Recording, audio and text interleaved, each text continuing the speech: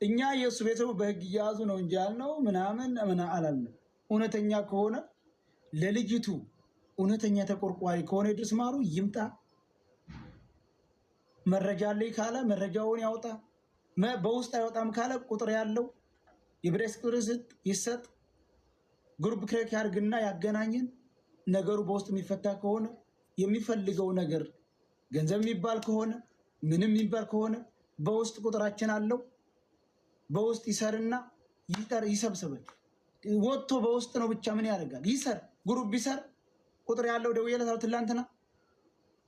ሌሎችም ቁጥር አለ ያለውን ብሬክስም ቁጥሩ ፕሮፋይል ስራ አለ አይደል? እሰር በውስጥ ይጥራል። በቃ ይሄ ነው ትክክለኛ ሰው ከሆነ እውነተኛ መረጃ ካለው በሚዲያ የሚወጣ መረጃ አይደለም ካለ ጥሩ ነው። ግሩፕ ይሰርና አሁን ይጥራል። ይሄንን ገልብጠን እንሄዳለን። ምንም ችግር የለብንም እኛ።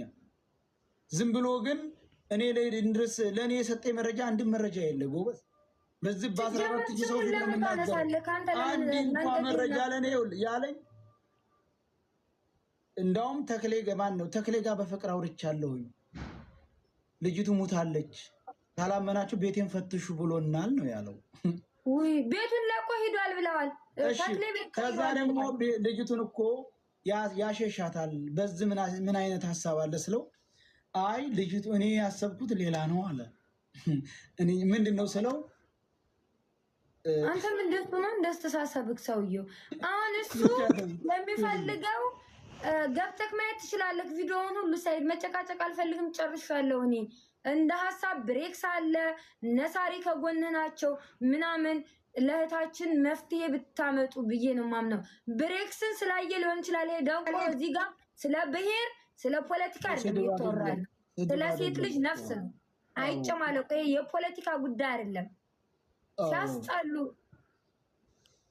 ስለዚህ ካሁን መረጃ ካለው ጥሩት እንደው ጥሩ አይደለም ነው። ለምንድን ነው የሰው ልጅ ግን እንደዚህ የሚያስበው? ማለት ከሴት ማህፀን አልወጣቸውም ሪሊ ማለት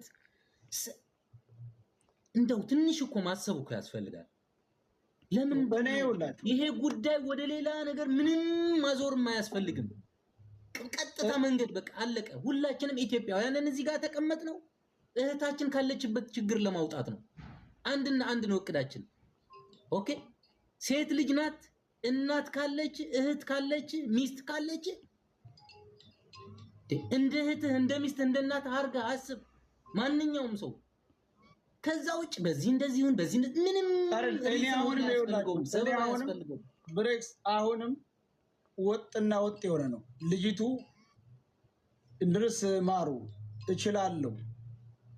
እኔው ስራ ቁሜ ነው፣ ስራ ተበለሻሽቶብኝ ነው። እኔ አሁን ቴንሽን ሁን ያለው ገባ አይደለ? ኖርማል ላይ አይደለሁም። የማንም እንትን ሁን ያለሁኝ ለዚች ላይ ብዬ ገባ አይደለ? መናገርም አልፈልግ ገብቶሃል?